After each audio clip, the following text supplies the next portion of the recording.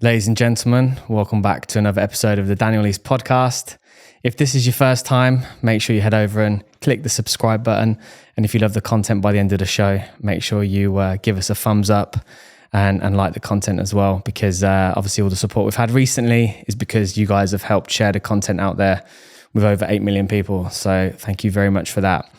Now this week, announcement. Get a pen, get a pad, because what we're about to share on this podcast is going to be stuff that you usually have to pay a lot of money for. We're joined by somebody that's sourced over 2,500 products, developed for some of the biggest brands in the world. He's visited over 500 factories, probably more now, to be honest. He's sourced for brands like Tesco's, the NBA, Amazon, United Nations. He also won the contract for the Olympics in 2012. He's worked with celebrities like Kobe Bryant and Neymar Jr. And today he's going to be sharing his wisdom on the Daniel East podcast. So without any further ado, join me in welcoming Kian Golzari. Thank you so much for having me, Dan. It's an absolute pleasure to be here. I was so nervous about pronouncing your name, and I was like, listen to other podcasts to make sure I got it right. You got it right. A lot of people butcher it, but you got it right. Where's the heritage? Persian. Okay. Both my parents are from Iran. They moved over to Scotland for university, and that was at the time of the Iranian Revolution, so they couldn't go back to Iran. They stayed in Scotland. Had 2 kids, me and my brother, and then I was raised in Scotland. Nice. Have you ever been back since? Or? Yeah, several times. I've got a lot of family there, but then they've also moved to other parts of the world, like the States and Europe and stuff like that. So I've not been back in a little while, but being here, based in Dubai, I feel pretty close. Nice. So I kind of gave it a bit of an intro, but obviously captured that in like 20 seconds. So why don't you just tell us a bit more about what you do? Yeah, that was a very good intro, actually. I mean, I've been involved in product development, supply chain, manufacturing since 2010. That's the first time I went to China. And the first time, I was very, very lucky because I found my passion at an early age, right? But the first time I went into a factory, just my mind was blown, right? Because my favorite product to develop is a backpack. And luckily, the first factory I ever went to was a backpack factory, right? And when you think of a backpack, you think about it like one unit in a store on a shelf. But when you see it in a factory, you see it in like 30 different pieces. Like you see the shoulder straps, the foam that goes in the shoulder straps, the webbing, the buckles, the zippers, the pullers, the inside lining, the waterproof coating. And you just see it getting assembled step by step. So then it's almost now when I think of products, I think of it in like 3D. And then that just became an obsession. And then I went to China for the first time, 2010. It was supposed to be a 2-week trip. I ended up staying for 3 months, went back to Scotland, got my things, set up an office there, and then moved there and lived there. And then in that time, visited all those different factories and just learned product development, right? So that's what allowed me to work with all these different brands as well. Just because I always say, if you can supply the best product at the best price, at the best quality from the best factory, you can supply anyone you want. And, kind of like those names that you mentioned on the intro, a lot of people ask me, like, how are you able to supply the NBA, the Olympics, the United Nations, these retailers in the UK, Amazon sellers, like crowdfunding, innovative products? And it's like, it's just those core principles. If you understand that and if you can do that effectively, then you can supply anyone you want. Nice. And we will come on to that in a second. So not in a second, but in a bit in the show later on, because obviously it's quite an interesting topic of how you probably got there. But that was a very quick explanation. So I'm going to break it down a little bit. How did you first get into sourcing then? Like, what was the first point which sparked your curiosity? I was very lucky. My dad taught me from an early age, because my dad's got a brand and a business called Highlander. My brother's now the CEO and runs that company, but it was camping and outdoor. It was around his passion. So we were doing tents, backpacks, sleeping bags, all that sort of stuff. And my dad went to China when like 35 years ago, when China was just coming out of like a communist rule. So I was a kid growing up, 5 years old, and my dad was going to China, and it's nothing like it was today. Like there was no Western, like no McDonald's, like nothing. Like it was just proper like China, like everyone on bikes and all that sort of stuff. And he was kind of teaching the factories, right? This is how we desire goods in the West. And then he was sort of learning about factories. And then Chinese suppliers would come over to Scotland and visit us, right? So when I was like 5 years old, I had like factory bosses like in my house, and then like they would bring their kids. So I kind of grew up from that. And like every summer I'd work in my dad's warehouse, like, packing boxes and stuff like that. The brand was growing.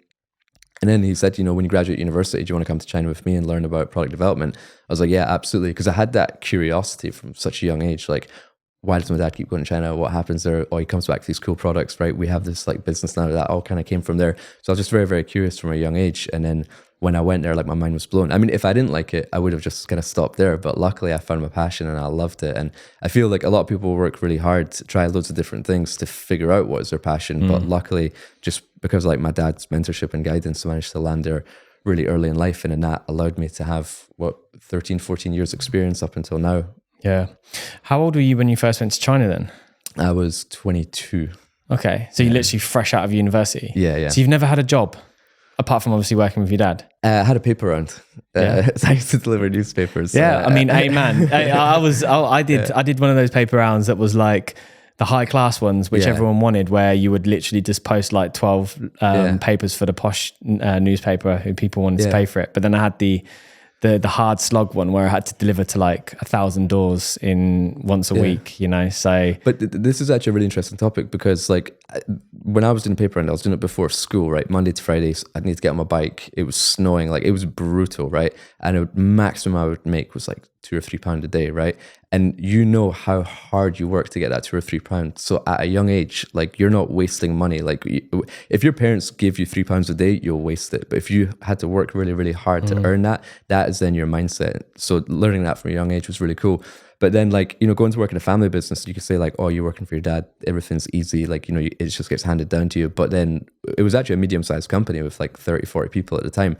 And I didn't want that to be people's perception. So I was like, I have to work harder to allow people to gain my trust, to be like, he's actually good at what he does. So like working in a family business or working for yourself, I think doing that from a young age, doing the hard jobs, the terrible jobs, the shitty jobs for low money, then crafts that mindset and that mentality for when you're older to take advantage of that. Yeah, 100%. I mean, you know, like I didn't come from a great upbringing at all, but one thing I do thank my mum for is from a very early age, she taught me I mean, money was quite scarce in our house. So like if we wanted pocket money, we had to do chores for it. So like I'd have to hoover the stairs, hoover the living room, clean up the kitchen, empty the dishwasher, iron the clothes. And whilst I hated it, like you say, what it does is it lays the blueprint to like, here you go, this is what you have to do for money, which I think is incredibly important. But what did you study at university? Business. Yeah. Do you ever regret going to do business in university now that you've kind of found your passion? Oh man, it's like it's so interesting. You can look at it two ways. Like to actually learn how to do business by studying business, complete waste of time. Like I did not apply anything that I learned in education to then how I actually do business. I learned everything by doing. But I loved my time at university. Like in those 4 years, I studied abroad in University of Miami, and that kind of planted the seed for the MBA stuff that we'll probably get into later on. And like I had amazing experiences in terms of like quality of life, made some very good friends, joined the basketball team, won the British Championship, won entrepreneur competitions there, won a grants program, all that sort of stuff. And so, this was all while she was at university? Yeah. So at uni, it shapes like who you are and what you like and creates your independence and stuff like that. So I wouldn't say I went to university to learn how to do things. I just learned how to grow up, if you know what I mean. Yeah. Did you always live at home as well? No, so I grew up in Edinburgh, but I went to university in Glasgow, so just not too far down the road. So it was nice to sort of live by yourself, and my brother was there as well. And then I did that year abroad in Miami when I was 21, and that kind of like changed my life. Yeah, that sort of stuff is I think so crucial to just you evolving as a human, because when you go and experience the rest of the world, you realize what else is out there, right? I mean, exactly. When I was studying, I used to do summers away, but not very practical ones. I'd always just go partying for 6 months and just live there and just work in bars and stuff. But it was such a cool experience because I came back to England always being like, I need to leave. Do you know what I mean? I need to get out of here. Like, so whatever you're doing, it's like a stepping stone towards out. You know, the weirdest thing happened to me after that year in Miami. I had, for the first time, I experienced a reverse culture shock, meaning that like Glasgow was like kind of what I was used to. That was my life. That was my upbringing. And then you go to Miami, where like amazing weather, palm trees, amazing beaches, like really cool nightclubs. I love sports, going to NBA games, NFL games, like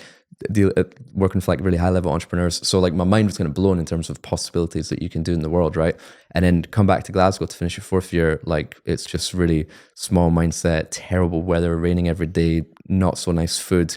Like the networking wasn't ideal. And I was like, man, I feel a little bit, I wouldn't say depressed, but I just feel down. I feel sad. And I'm just like, I want to go back to that other lifestyle. And that was and I had someone introduced me to get a life coach at that time, which was really interesting. And I got a life coach. She taught me about meditation, and through meditation, I learned about visualization, which changed my life because it was like, here's where you are right now. You're not happy.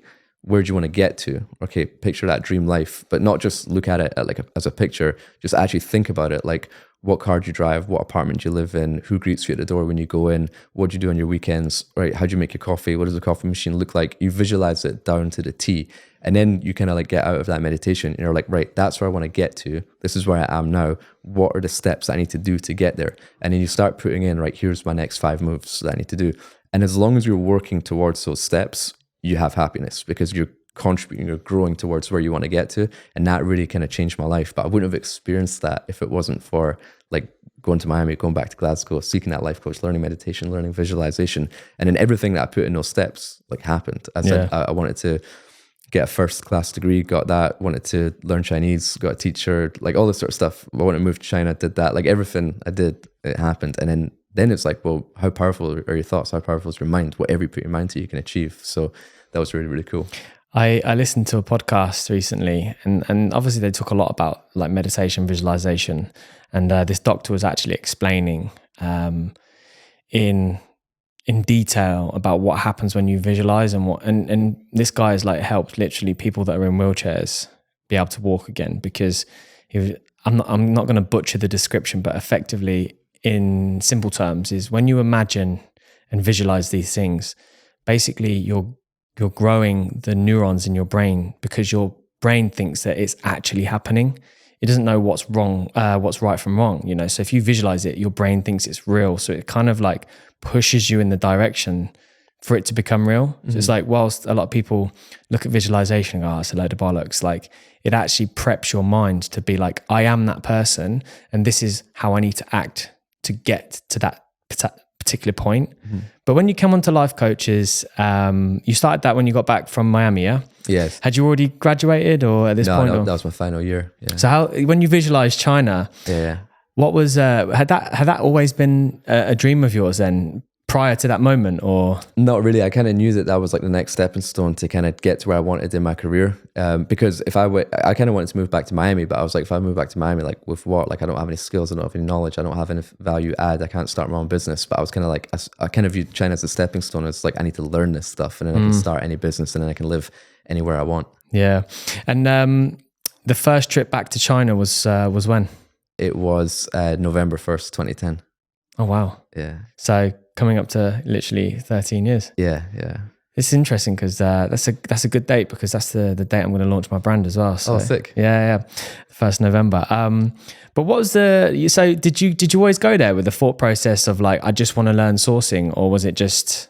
Like, was just off the cuff, like you enjoyed it and you're like, I'm going to go back? Yeah, it just, when I kind of knew that I was going to be interested in this just because I kind of grew up with those conversations around my house. But then like when I got there, I was like, oh, this is everything I expected plus a lot more. Yeah. I guess it was kind of in alignment with like personal growth. Like I felt I was learning so much.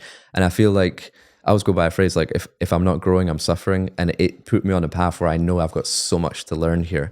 I never thought of it as like, oh, this is going to be a skill that everyone's going to need later on in life, so I better learn this because then I can teach loads of people. It was very lonely. Like I was just doing it for the family business. I never had any sort of aspirations or thoughts back in 2010 to like, start a YouTube channel or get into like courses or anything like that. It was just like, I want to learn this. Yeah. And then later on in life, like 8 years later, it was like, everyone was like, oh man, I need help with sourcing. I was like, well, this is what I've been doing the last 10 years. Yeah. People don't realize how lonely traveling for work and entrepreneurship actually is. Yeah. It's an incredibly lonely place to be. Yeah.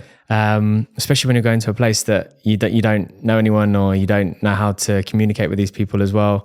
But when you first went to China then, so how long did you end up staying for? It was a 2-week trip, but I stayed for 3 months. And what did you just kept going? Like, what did we just like, I just can't leave. Like, I'm just enjoying this too much. Yeah. What actually happened was that, so I was there sourcing for the family business, but at the time we were also in talks with a few retailers in the UK and we're doing a lot of ranges for them.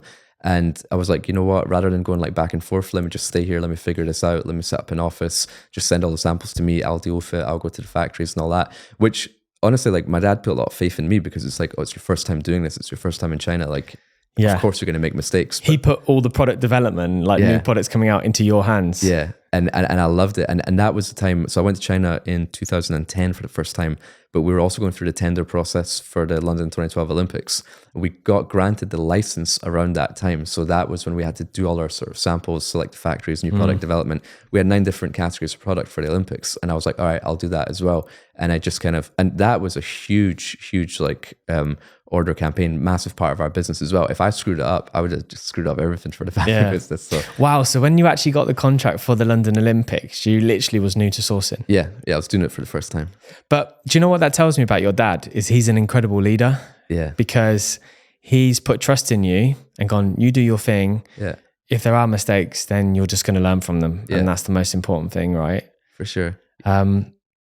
What were the products that you sourced for the Olympics in the end? So we had 9 different categories of products. We had backpacks. And when I say like we had the Olympic license, we actually had 5 licenses. So you've got the Olympics, the Paralympics, there was Team GB, there was the mascots, which were really ugly, those little robot things. And then we had historic IP, which was we could use all the logos of the previous Olympic Games as well. So like Mexico and Montreal and Paris and Beijing and Sydney, Athens, we could use all their logos. And that was really cool. We put those on like sort of retro products and leather wallets and all that sort of stuff. So yeah, we did like bags, blankets, furniture, chairs, a lot of stuff that were bought at the park during the games. So like all the merchandise that's actually on the and then that got us into a lot of retailers because we were the exclusive licensee for those 9 categories of products.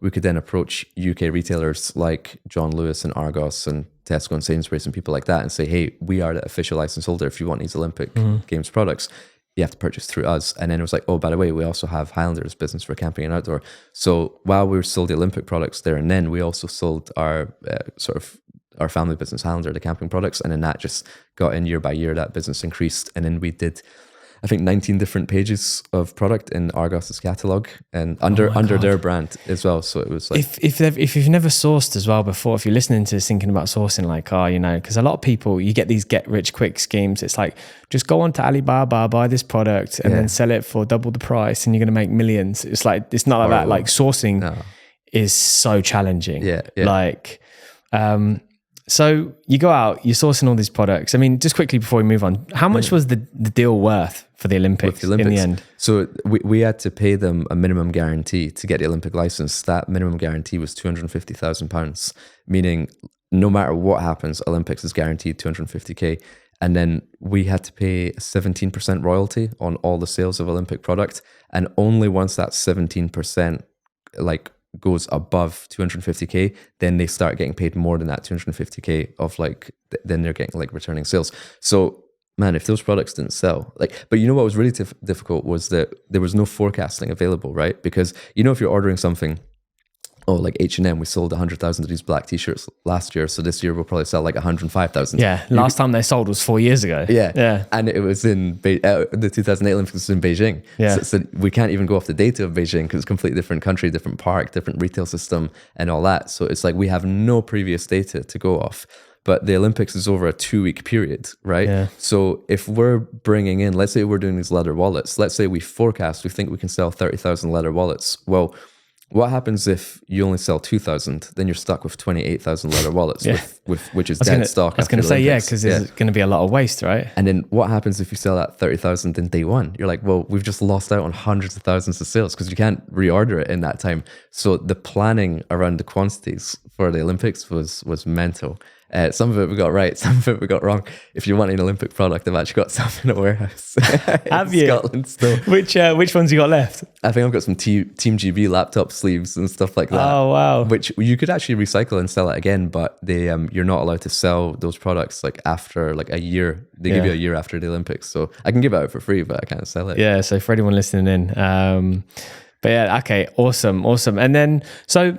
You was obviously new to the product sourcing and stuff, and you stayed there for 3 months. What was the next move after that 3 months? I just came home, got my things, and then went back. So you literally just came, and you loved it that much, and you went back. What was it like because one thing that I think a lot of people don't get to embrace is the Chinese culture, right? Because they are very different to the way we are, right? I mean, I've heard so many times on previous podcasts, people buy from people, and the human connection is real. It doesn't matter where you're from, but from a communication perspective, a cultural perspective and stuff like that, it must have been quite challenging.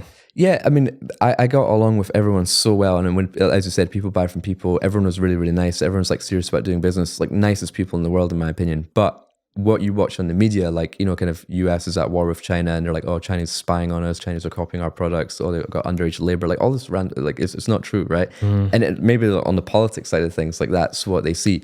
But like actually living there, working there, like amazing people, very, very welcoming. Like some of my best friends are my suppliers. Like I've attended their weddings. They've come on holiday with me. Like we've hung out in Scotland. Like I help my suppliers' kids with their English homework. Like we're really, really close. Wow. You know what I mean? But then, yeah, living there was very, very lonely though, if you know what I mean, because like I didn't really have any friends. And when you go to like, you know, when people think about China, they think about, you know, Shanghai and Beijing and all these like major cities and like, oh, it must be cool. Like Hong Kong looks really cool. I want to go there. But actually like the factories were in like the rural areas and like the countryside where there's like, you know, just nothing but like factories, like industrial zones, like farms and like chickens. And like you're on like a high speed rail for 4 hours and then like no one speaks a word of English. People are staring at you because they've not seen a foreigner before, like in real life, because we've just seen them on TV. But that was quite cool. And like, also Scottish as well. Yeah, they must have been like, I understand English, but like your accent, I'm not getting. Yeah, and it was really weird, right? Because China is kind of like one of those really big mindset, big growth. Like you see those big, massive buildings, cool cities. You're like, oh yeah. Like you go big mindset as soon as you get there, right? But then you go to the factories. It's just like a really small rural countryside, all that, lots of pollution, all that. So it was a bit of a mix in terms of your thoughts and feelings when you're there. But what was really interesting is like coming back to Scotland and friends would be like, oh, so what's China like? And it's really hard to explain because you're staying in like 5-star hotels on like the 92nd floor with like amazing views, like stunning, right? But then in the daytime, you're in the countryside. Like I've stayed at hotels in like in these villages where the factories are, and I've had like cockroaches on the wall and stuff like that, and like food that you look at it for breakfast. You go down for the buffet, and there's like I can't even recognize what this is, so like I'm not going to eat it. So like it's really, really hard to explain. It's kind of like ebbs and flows, highs and lows constantly. Whereas like life in the UK is kind of like just it's consistent. Yeah, it's just like you know what to expect. It just kind of goes along. But in China, it's just like major highs, major lows, major highs, major lows, and then just managing that was quite fun as well. Yeah, and when you break it down into the different areas, and so like is it particular areas specialize on different things, and all the industrial areas are quite close to each other, or they're literally like in the middle of nowhere, 10 hours away from the next industrial area? Like how's it all work? Yeah, it's quite good because like different areas specialize in different like raw materials. For example, like a lot of the electronic products are made in a city called like Shenzhen. So like whether it's like speakers or headphones or microphones, like it's all going to be in that area, Shenzhen. So you know you can go and do your business there. Like I love making backpacks. Most of the backpack factories are in an area called Chenzhou. So when I'm going to do like backpacks, I'm going to visit like 5 different suppliers. They're all kind of within like an hour radius of each other.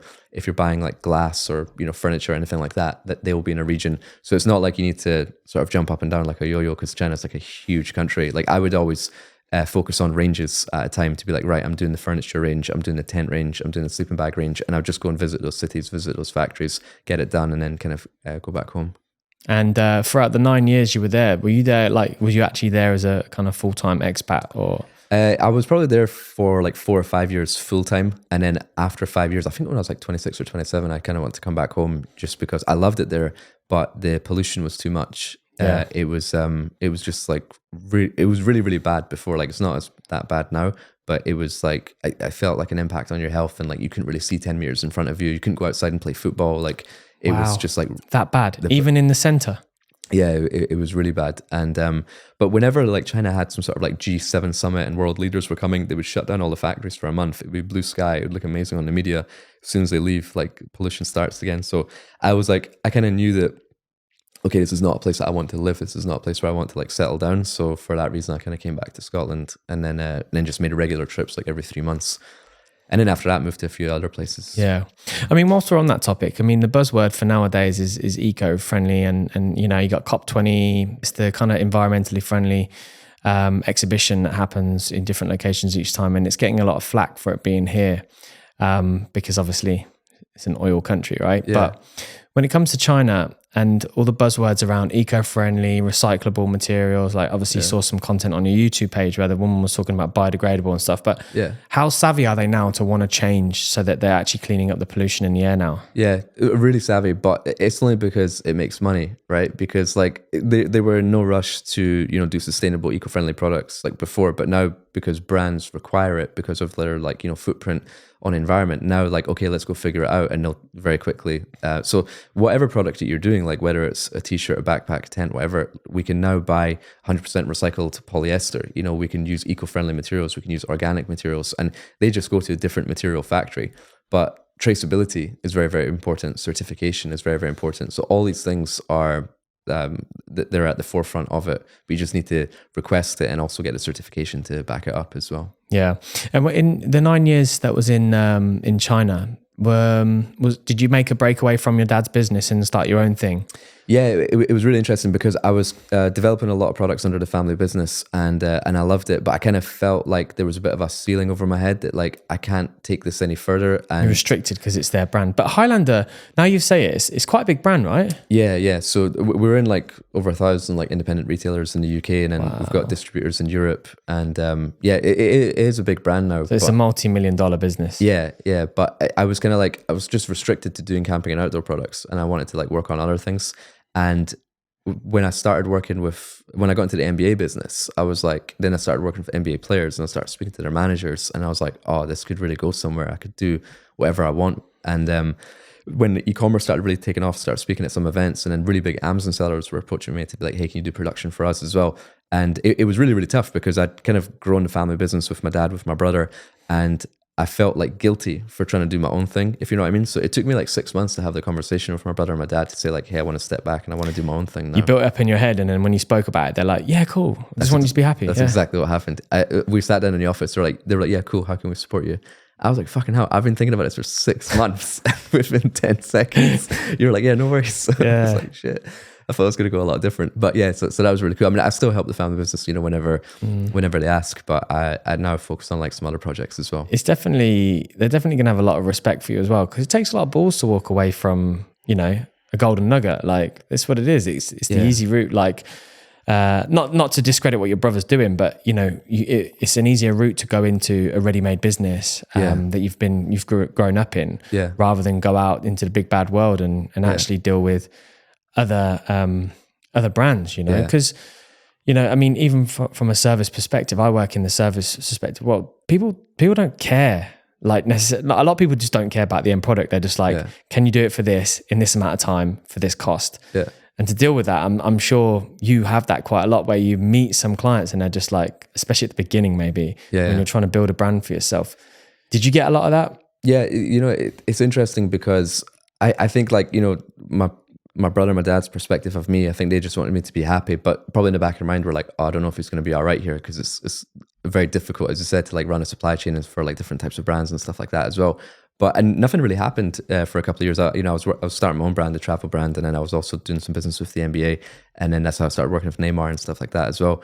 But then like when all the e-commerce brands came about, and then like COVID hit, it got really quiet. And then when I started the YouTube channel, that's now I think like 25,000 subscribers. And then like I was going to say, I literally made a note on that to congratulate you for 25,000. It's up to 25,400 now. Oh yeah. And one, because I subscribed yesterday as well. Thanks, bro.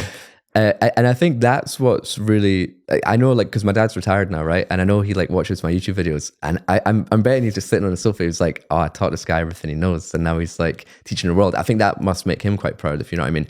And then like last time I went to China, I was like consulting for Alibaba and helping them improve their platform, and then doing the supply chain course for Founder. Like really help and impact a lot of people. I mean, like there's no secret about it. Like if you was to compare you to the sporting industry of footballers, for example, like you're literally like the Cristiano Ronaldo of the sourcing world. Like after evolving myself in that world, there's not really many people like you in that industry, right? Yeah, no, I appreciate that. I love Ronaldo, so I'll definitely take that comparison. Yeah. But yeah, to your point, I was like, well, who's the biggest company within supply chain that in terms of helps people at the masses? I thought of like Alibaba. It's like, who's the biggest educator within like e-commerce and entrepreneurship? It's like Founder. And to work with them, and then it's like, who are the biggest brands in the world, like the NBA and the Olympics? I'm like, I've supplied all of them. So like for me, that gives me the mindset of I can supply anyone I want. And, you know, I do a lot of like coaching calls and stuff with different like e-commerce communities. And there's honestly never been a question I've not been able to answer. And now that's not like just out of arrogance. It's just from experience. Yeah. And that is such a powerful feeling to have, that you can help anyone who wants to source or develop any type of product. And then I still feel I'm still very young, like I'm mid-30s, so I've still got a lot of years doing this. You know what I mean? Yeah. What was your first product that you sourced for your own self and sale? It was an NBA product. It was actually a pillow. It was a pillow with LeBron James and like Steph Curry. No way. Yeah, which was really interesting because, you know, we talked about like University of Miami. When I was at University of Miami, I loved basketball. So I was obviously I wasn't good enough to make the team. I'm not 6'6", right? But I joined the practice squad. So we would like, you know, get the Gatorade for the players and stuff like that. We would like help them run the plays and things like that. So you're literally like almost like the ball boy kind of vibe. Pretty much, right? So I became friends with some of the players on the team. One of them went on to get drafted into NBA in 2008. He was roommates with Steph Curry. They became friends. And then like 5-6 years go by and I'm doing all this work in the factory, supplied the Olympics, all that. I just reached out to him on Instagram, sent him he had only played in the NBA for 1 year, went to Europe, got injured, finished his career. I just DM'd him and I was like, hey man, I've got all this work that I do with factories and licensing. Like if you can get the NBA license, we can work together and I can create the products. It's like done. We made a few samples of products. We got the homeware category licensed for the NBA, made some pillows and blankets and towels and bed sheets. We got some samples for Steph Curry. He posted it on his social media. I think at the time he had like 30 million followers. Tagged the brand, did some pop-up things in LA, met some of the players, met their managers, like, oh, can you do some products for us? So it was actually your brand, but they had some form of royalty to it, yeah? Yeah. So, and then that really took off. And then because Steph was friends with Neymar, someone from Neymar's team saw the product and Neymar was like, can I get a version as well? So we did the deal with him, went to Brazil. So it was just like from being... Did you get to meet him? I met him at a PSG game, but not... because I went to Sao Paulo, I went to his institute, like I met his whole team and his company and all that, but he wasn't there at the time. That was during the World Cup in 2018. I think it was in Russia. So he was at the World Cup and that's when I was in Sao Paulo. But then I got tickets to a PSG game after and I met him briefly, but I don't think he knew that I was the guy behind the products. Yeah. But I know his whole like management team and stuff. And that was a really fun experience to get to know all those people because your skill, whatever it may be, like for me, like product development can put you in the room with the people that you look up to and admire, right? Yeah. And like even the brands that I buy their stuff and I wear their stuff, I just like when I buy it, I'm looking at it, I'm like, oh, I think I could make this a little bit better. And like I DM them on Instagram and I'm like, hey man, so I'm involved in product development. I buy your stuff. Do you want me to make you some samples? And they're like, yeah, cool. So I just started making products for my favorite brands now as well. So just like having that one skill and working on it for like so many years just can put you in so many different rooms and positions and environments. So that's why for anyone listening, like whatever skill it is you want to get into, I know that when you look at stuff online, it's really sexy to get into like, you know, drop shipping and real estate and, you know, personal development and there's so many other things you can get into. But if you really just choose one thing and master it, and that doesn't take 1 year, 3 years, 5 years, it can take 10 years. But once you do that, like you can literally do anything you want. That's the thing. It's like you have to be the expert, right? I one of the things I like about what you did there, and what I want to come back to is the doing the Gatorades and the balls for the team. Now, one of the things I always say on this podcast and to a lot of people when I give any type of advice at talks or anything is say yes to everything because you really don't know where it's going to get you. I think it's so critical because sometimes you'll get nothing from it, but sometimes, you know, you'll get in that one position like you did where if inevitably that was a pinnacle part in your kind of sourcing career and product development career was that literally just because you went and did that, you then got a connection with a basketball player who then ended up with Steph Curry, which landed you a contract also with Neymar. Yeah. And that tiny yes just led to so much. For sure. And, you know, thinking back on it now, like a really good friend of mine, Joe Corey, who's a DJ now, and he's got a few #1 singles. I met him at University of Miami as well. He was an exchange student. He was studying music in London, and then we became really good friends there. So we used to go partying together, and we would be out until like 3-4 o'clock in the morning. But I would have practice with the team at like 7 a.m. And I was even doing practice with the girls' team as well, because I just loved basketball. Yeah. So I was just like thinking back now that like now going to like Joel's gigs and he's doing festivals all over the world, and he's someone I really look up to and admire as well because of like work ethic. I think there are certain people that if they share your values, you're just going to get on for the rest of your life. And it's like Joel's now like one of the biggest DJs in the world, and he's only really popped off in like 2020 when Head and Heart came out. But similar to me doing what I was doing in factories for 10 years, I saw him doing like all the clubs for 10 years. He was doing gigs for free. He wasn't getting paid. Like he was taking flights to like all the like the European, party destinations and stuff like that. And then suddenly his track popped off and now he's playing all over the world in like the biggest venues. So it's just that discipline, that mindset, and just never willing to give in and just wanting to like be the best you can at your craft can really get you to the top level of anything you want to get to. Yeah. And what was the collab you did with Kobe Bryant?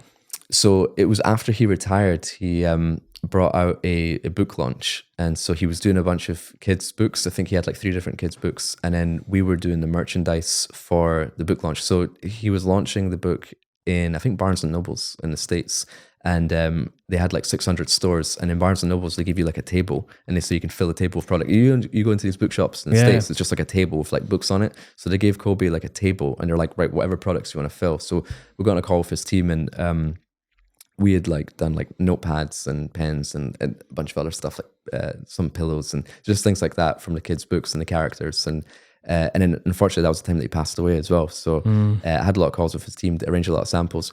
But you know what was mad was that so the NBA brand that we had, Active Dreamers, we did like bed sheets of the players. So the pillow would be their face, and the bedspread would be their body and their uniform and stuff like that. And we, even though Kobe was retired, we still had like retired players. So we were doing like Kobe Bryant blankets and stuff like that. Yeah. And when he passed away, his wife Vanessa wrote to us and requested 15 blankets, of which I thought was like really sweet, because like you can think about the family and the kids, like even though he's like passed away, they're not like sleeping in his like blankets, but that's something that we made. And I don't know, even though we just made it, that was something that made me feel like really, really proud for the products that we made. Yeah. So you're sourcing with Kian. Is it just you, or you got a team behind you as well? Or It's just me. Wow, so you've literally grown this beast all on your own. Yeah, it's mad though, because I started doing a lot of e-commerce conferences, right? And like I said, people come up to me and like, hey, can you source this? Can you source that? And I was just getting a little bit like overwhelmed, didn't really want to do it. And it was a lot of small orders and stuff like that.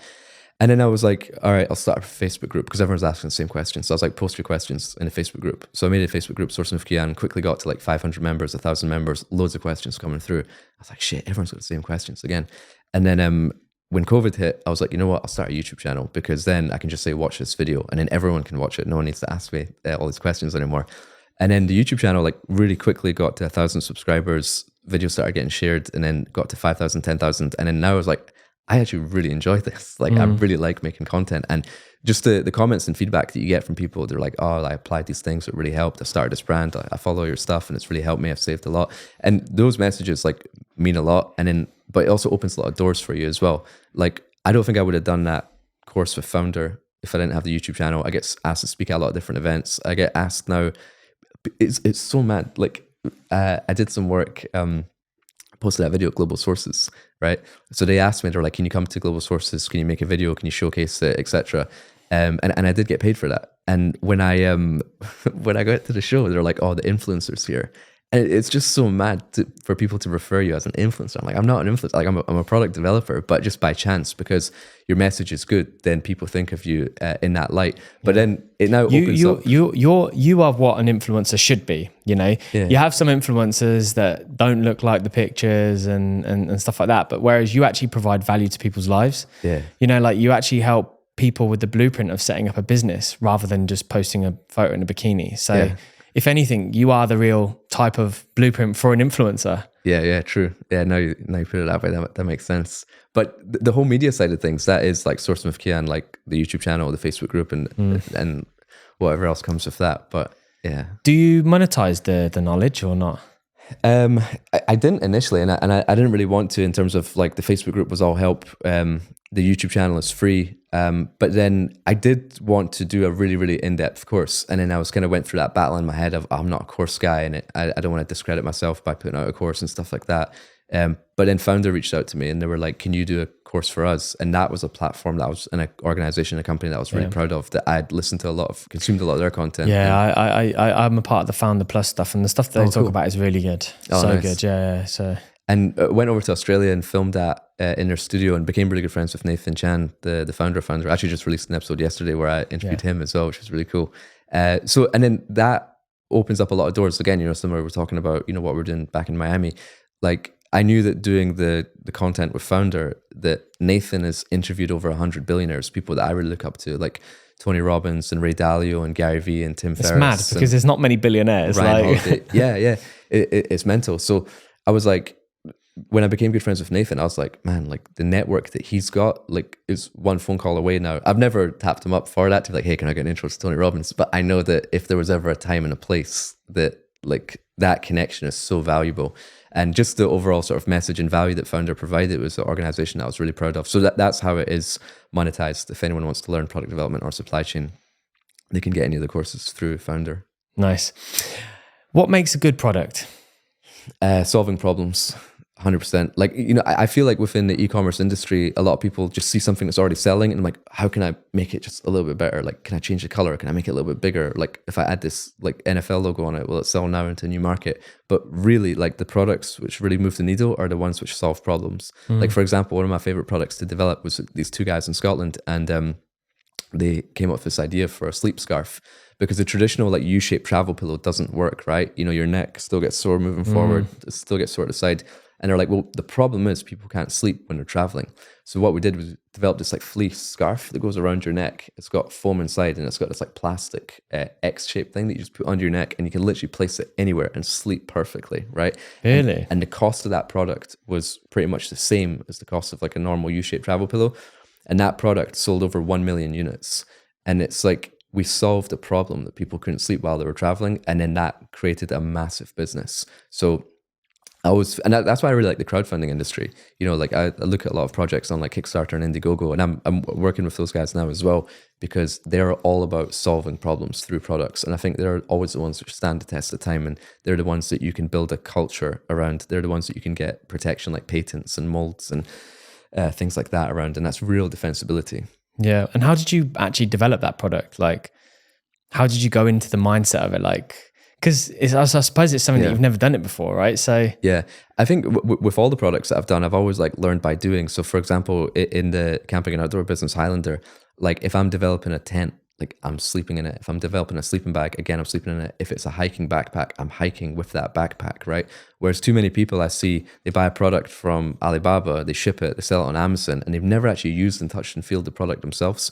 And then like they learn about the things they need to improve once they get the returns and the negative reviews. But my sample process is that I'm like testing and using that for like months before it like comes to market. And like, even if it's something as simple as like a coffee mug, like you have to drink like 5 cups of like hot water out of it to know that, the paint doesn't chip, the handle doesn't fall off and all that sort of stuff. And like when you actually use the product, like no one else apart from you should know more about that product. You have to be the toughest critic of the product. Like even in an outdoor furniture chair, I was in the factory, I was doing an inspection and I was picking up this chair and I was throwing it around the room. I was standing on the handles and the factory just looked at me and his jaws just dropped. They're like, what are you doing? Why are you trying to destroy this chair? And I was like, well, people buy these outdoor furniture chairs to take them to festivals and they're standing on them, they're throwing them around, they're leaving them at the campsite. So I need to test the product in that regard because I know that's going to be the usage of the product. And they're like, all right, okay, got it. And like the more that we can communicate how the product will be actually used to the factory helps them improve it as well. But yeah, using and testing the products and really getting an understanding of, and you could say, well, like what if it's a category you've never done before? Like what if it's like a pet product or a baby product and you get into that, like how do you know how to make this the best product?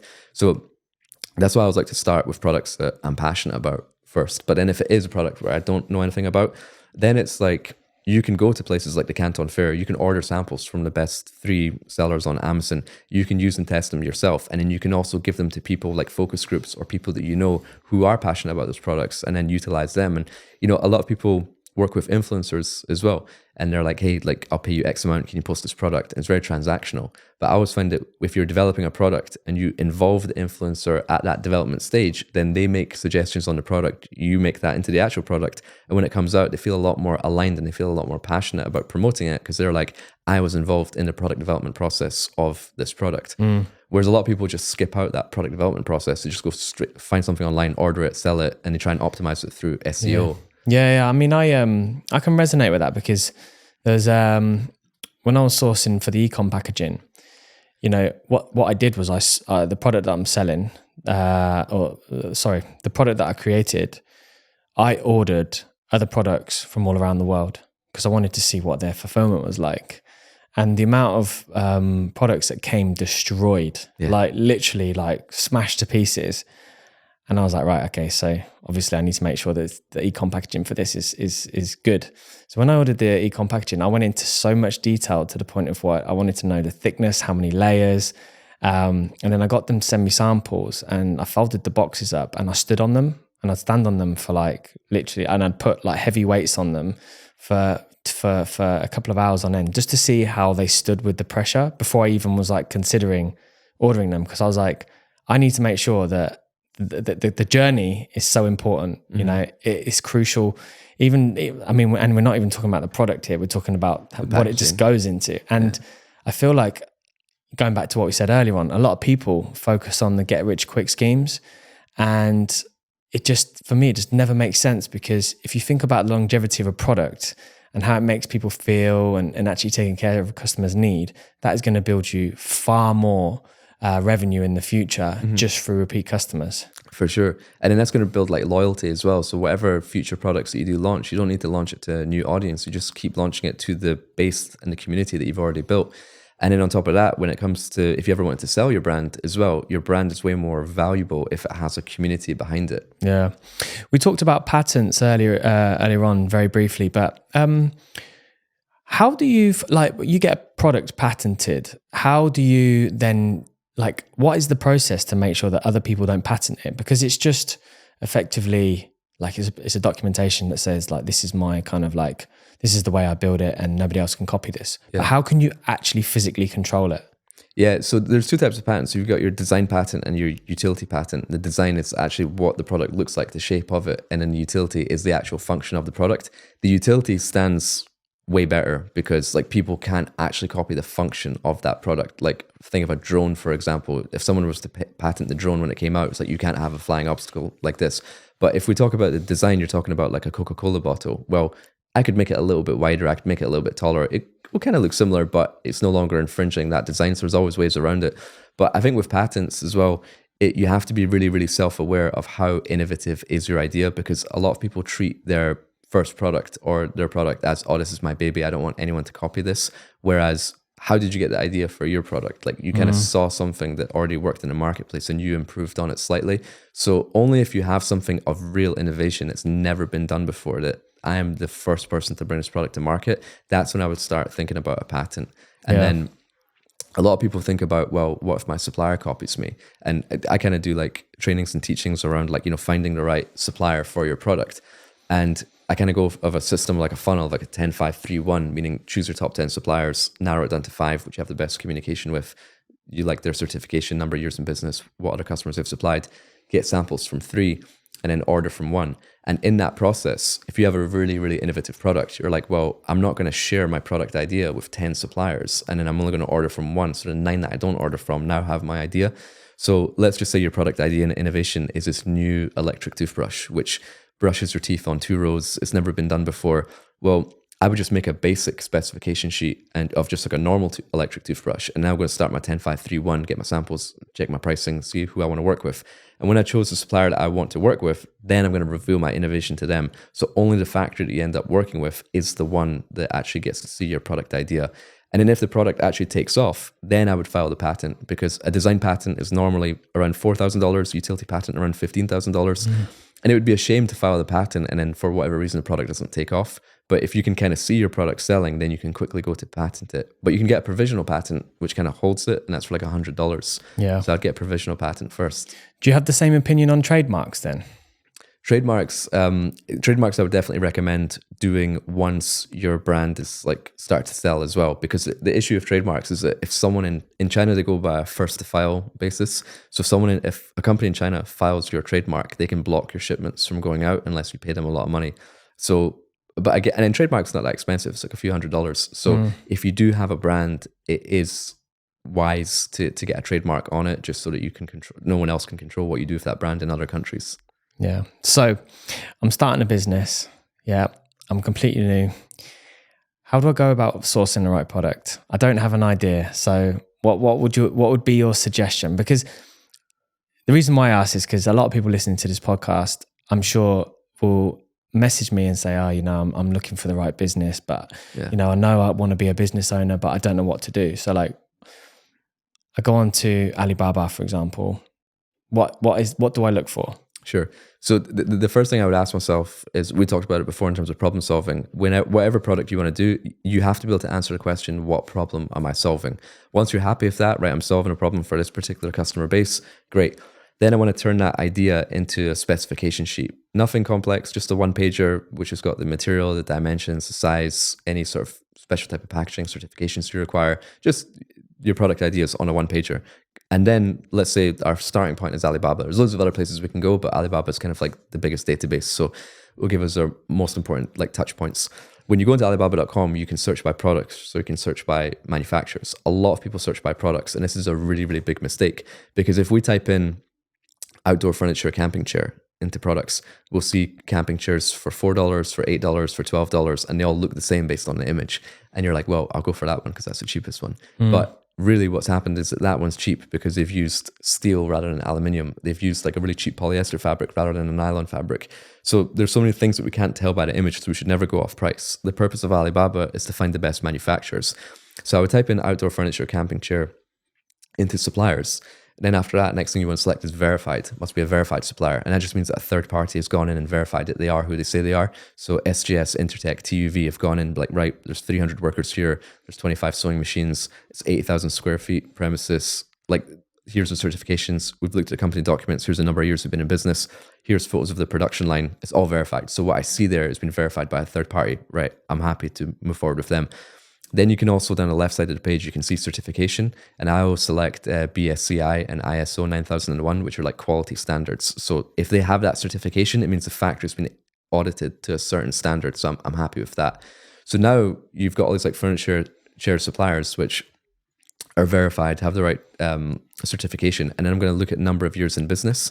And I want it to be like 5+. I don't want any new factories on there. I want them to be exporting for quite a while. And then kind of what we talked about before in terms of like the regions which specialize in certain products. The first word in every company name is either the city or the province in which they're located. So for furniture chairs, you'll either see that they're located in Yongkang, which is like very famous for like steel and metal and aluminium, or Ningbo, where they have a lot of fabrics and stuff like that. So I'm like sort of ruling out any outliers as I'm scrolling. I might see like a Beijing or a random city. I'm like, well, that's not an area which specializes in that product. But now we can see which are the ones which specialize. And then I'll select that 10531 model. I'll kind of select, here's my top 10 suppliers. I'll click on their company profile. And when you click on profile, you can hover your mouse over products. And I want to see the core products that they do. And their other products should be beach chair, camping chair, outdoor chair, furniture chair, whatever. But if I see fidget spinner, iPhone cable, winter gloves, I just know that they're doing hot products, that they're not a specialist in that product. And then as I go down further, I'm kind of scrolling and scanning to see like what certificates do they have, how many years have been in business, and all that sort of stuff. And then that spec sheet that we talked about, I'm going to send that specification sheet to the supplier to give me a quote now. And now they're quoting on what I've requested, not what they have. Because if you like the image of a furniture chair on their website and you're like, what's the price of that? And they're like $580. You find another supplier, what's the price of that? They're like $620. Yeah, they're similar prices, but they're different products. It's what they're already making, not what you actually want. So it's very, very important to compare apples with apples, have that specification sheet. And now each supplier that you've selected all got the same information. And now you'll get the prices back, $7, $7.10, $6.90. So it's around that $7 mark. Now, if you get a price now, which is $4, you know that price is too good to be true, and they're going to give you insufficient quality. And if you get a price of $12, you know that they've just added on way too much margin. But the market has told you how much that product actually costs because you've found the top 10 suppliers and you've given them all the same information. So you can find that median price point, and then you know how much leverage you have or how much room you have to negotiate and how low you can take that price. And then I would get to sample stage, test them out, make sure you're happy with it. And then that's kind of like the start of the process and the surface level. Now, you find the right product, you have the product. The next thing is shipping, fulfillment. What's your biggest recommendation for that? Like, can brands be successful outside of Amazon as well? Big time. Yeah. It purely depends on like what the product is. It's because people which sell on Amazon are going after the search volume, right? Because Amazon's probably the biggest like search engine. Like people go with the intention to buy. Like if you want to buy like a microphone, like you're going to go on Amazon, type in like podcast microphone, and you're going to buy whichever one that you like. So if you rank your product onto like the top page of Amazon, you're benefiting from their traffic, and you're going to get a lot of sales from it, which is why they charge so much. But you don't get you don't know the customer information, you don't know like their email address, you can't remarket those people. But now if you have this new product idea and innovation, let's say like a fashion brand, and you start your own Shopify store, well, you retain all that customer information. You know what they add to cart, you know what they drop off, you know that what they've bought over the last like 2 years, and then you can retarget and remarket those people when you launch more products, and then you don't have all those fees that you had to pay to Amazon. So it's kind of like, what's your strategy? Are you kind of looking for keywords where there's hot products that you can sell, or do you want to build something for the long term and for a brand? Then you might want to do Shopify, or you might want to do both. And like, because you can use like influencers to send traffic to your Shopify page, you can do like SEO and all that sort of stuff, and that's your traffic. Or you can benefit from Amazon's traffic and just sell there. But I feel with Amazon, it's always just a race to the bottom in terms of price. Unless you have something really, really unique of innovation, which is patented, which is protected, which is a brand, then you have an element of protection. But if you're just selling something, it's only a matter of time before 10, 15 other people are selling that product as well. And then everyone's competing on price. And then that's not something you can grow and build for the long term. Okay, so we're kind of getting there, but I think what we need to do is we need to break this into two parts, because what we're about to talk about now and embark on is on part 2, we'll recap on everything we just spoke about there, but then also go into the product development side of things and how we get a product from development into a brand, then into people's homes and so on. So we're going to cut it this one, but we're going to come back for part 2. I want to thank you very much for coming on and sharing so much knowledge. Like one of the things that when I did some research on you is you are literally just a book of knowledge. Like you are just a walking, talking piece of knowledge about everything to do with sourcing, product development. And I'm so glad that you gave us an hour of your time to really just open up and tell us a bit more about your journey to where you are today. And then also give us another hour later on, and we can actually talk more in parts of the actual how you get it all to fruition. So thank you very much. Oh, thanks so much for having me. And it's a pleasure for me to be here as well. And you're also a great host as well and ask very, very good questions. So yeah, it's an absolute pleasure for me to share this knowledge. So thanks very much for having me. Cheers. So don't worry, guys. The reason why I'm breaking it up is because what I don't want to happen is for people to get into the hour and a half mark and then start to kind of drop off. So this information that we're going to share in part 2, you have to come back for, because we're going to talk about how we're going to help you create a multi-million-dollar idea. So make sure you come back for part 2. Thank you for tuning in. Don't forget to press subscribe, share with anyone that needs to hear this, and we'll see you next time. Thank you very much.